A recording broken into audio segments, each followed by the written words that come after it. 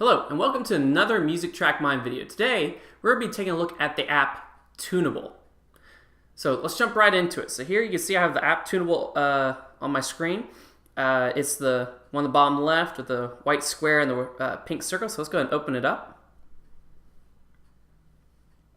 So as you can see, it's got interesting layout, a lot different than what you would typically think from a tuning app. So let's just take a look around. So top left, it shows the note that you're playing. Shows the sense, where you're sharp or flat, and the hertz of the frequency. So we have our red and green here in the middle. This is the tuner. On the left, that means you're flat, right, sharp, and your goal is to get right in the middle in the green area, and that means you're in tune. Now you see these white lines going down. That's actually the history. It's showing what you've played previously up to that point. So from the top, that's what's happening right now, and as it goes down, that's stuff you've been playing previously. And I'll get more into that in a minute. So taking a look, also we can, right below it, we have all these Chromatic Keyboard right here. Now with the Chromatic Keyboard, we actually touch it, make sure my volume's up, and play pitches. So say we want to play B flat. Just hold it and you can play it. Now, you can actually change the octaves with these plus and minus signs.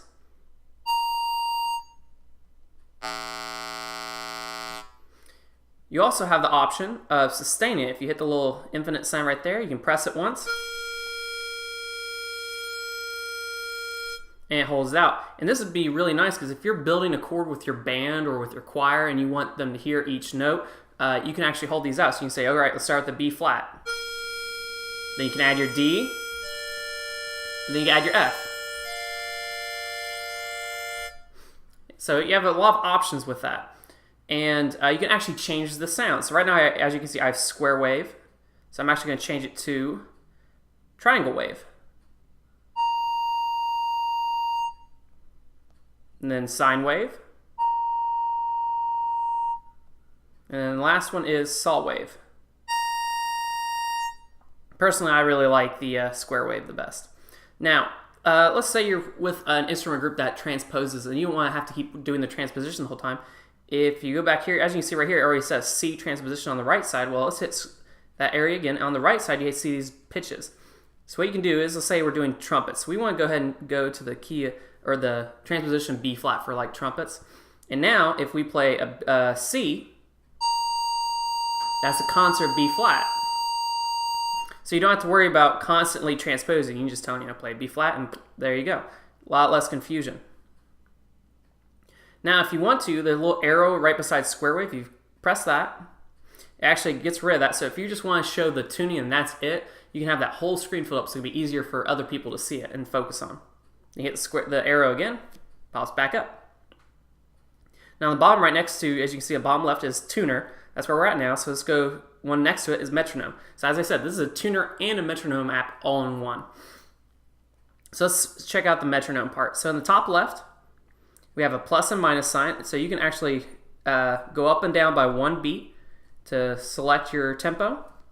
Right beside that, you can change your beats per measure. So if we just hit the play sign here, you can start your metronome. So that's just 4 beats per measure. We can change it. We can go, say, 6 beats per measure.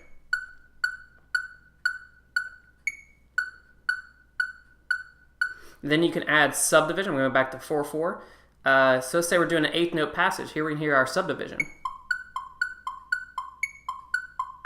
And if you notice, every time you hit the play sign, it starts on beat 1 every time. So that can be really convenient if you're playing along with a group or something like that. Now, right below here, we have this little slider. And this is actually like your typical beats, tempos that you would typically use. So for example, we have 120, that's a pretty common one. You can just press that and go immediately 120, nice and easy. Right below that, if it doesn't have an actual numerical value for a tempo marking on a piece of music, you can select it. So right, you're going to be going to the faster tempos, and left, you're going to be going to the slower tempos. All right, right beside that, we have the record button. So you can actually use this app to record yourself playing. So this would be excellent to use if you're practicing. So you can just hit start record. You can still use the metronome if you want. When you're done, just go back to record and press it. Then you get this screen here. You can have a few choices. You hit the play sign and listen back to it. You can email it, upload to SoundCloud, or if you hit more options, you can email it to someone or text it to someone or drop it in a Dropbox. So you have a lot of options. And then, of course, I don't want that. It's just me talking, so I'm just going to go and hit delete. Now, if you want, you have a little slider bar down here in the bottom called reverb, so you can actually add a little reverb to the recording if you want to do something like that. All right, so let's go back to the tuner now. So one of the main things I really like about this app is the white bars right here that show the history, because this is really excellent to help teach breath support. Because as we know, as musicians, if you're holding a note out, you need to keep that air support going. Otherwise, that tuning is going to drop off and you're going to go flatter and flatter if you don't support that note. And this is a good visual aid to show your students that. So I'm going to pull out my trombone here. I'm just going to play a B flat. So you'll see as soon as I hit it, it's going to show me a tune. That line should be nice and straight.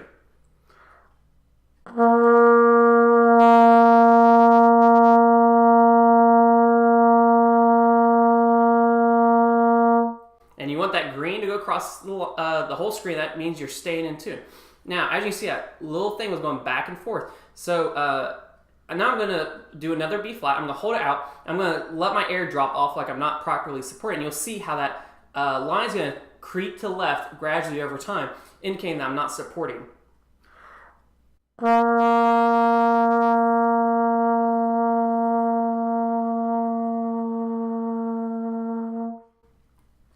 So that'd be an excellent source to show your students how important it is to use proper air support to hold those pitches up so that you stay in tune over long periods of time. So that's one reason I really like this app, because other tuning apps, you don't get that.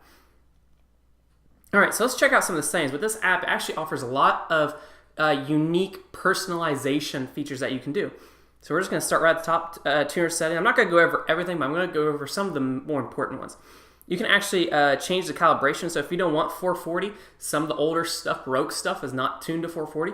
So you can change it right there if you want. And you can change the microphone sensitivity if you want as well.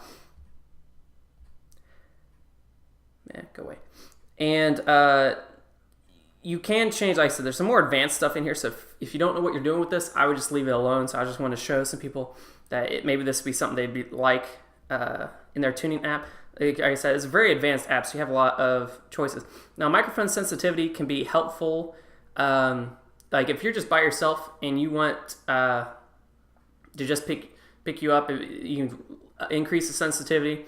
But if you're with a big group and you want it to just focus on you, you don't want to pick out a bunch of other stuff, lower the sensitivity so it just focuses right in front of you. Now, one thing I like is the orientation. Right now, we're set to horizontal. If I click vertical, go back to my tuner, you can see it's moved the tuner to the side. So if you're setting your phone on your stand and you're using it to tune while you play or while you're playing a piece of music, you could lay your phone sideways and still get that left to right tuning opportunity. So with tuner history length, you can actually make that white line stay for a longer time, showing more history, or you can decrease it so it's just more of the immediate stuff that you've been listening to. And of course, response speed will indicate how quickly that's going to go left or right.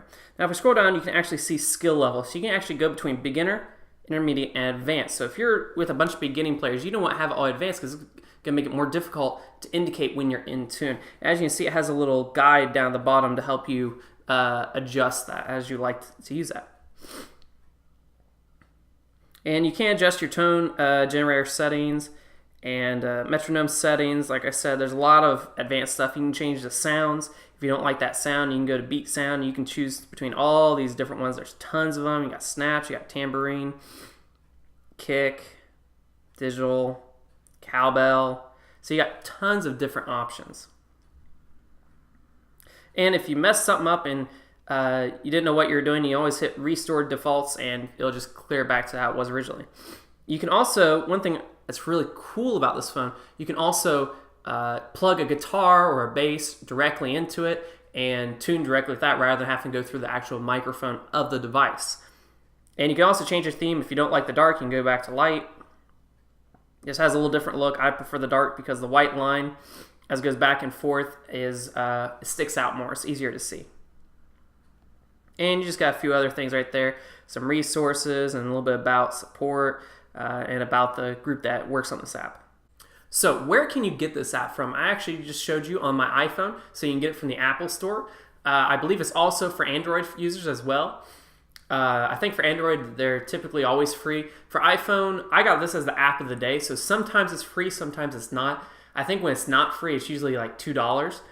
So it can be your choice where you think it's worth $2 if you want to pay it, or if you want to wait until it's eventually free again. Do I think it's worth $2? Yes, I think it's completely worth the $2. If you want it now, pay the $2. It's a great app, functions excellent, and I mean, you just have so much possibilities with it, so much customization, so many different features. For $2, completely worth it. And it's really nice because it's 2 apps in one. You can get the Metronome and the Tuner app, so you don't have to be switching, have one for tuning, one for Metronome. You can just do it all together right at the same time. Nice and easy, no switching between 2 apps. So it's a really excellent app. It's very clean, easy to maneuver, and a lot of customization, a lot of neat stuff that you can do with that. So thank you for watching. I hope you enjoyed this video. If you did, hit that like button and make sure to subscribe so that you never miss another video from Music Track Mind. Have a great day.